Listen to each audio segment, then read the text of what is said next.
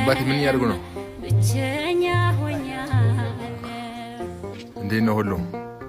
በምንድነው ጤፍ ምንድነው እህሉ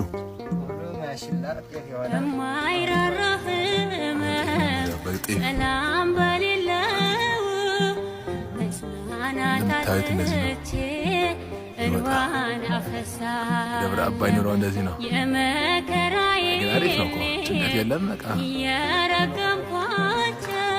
ቂጣ ነው የሚበለው ቂጣ በምን አይነት ወጥ ሌላስ ማሐብሽቲስ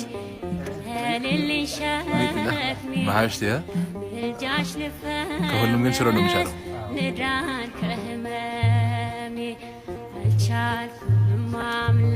በሳሁን የመጨረሻ ነው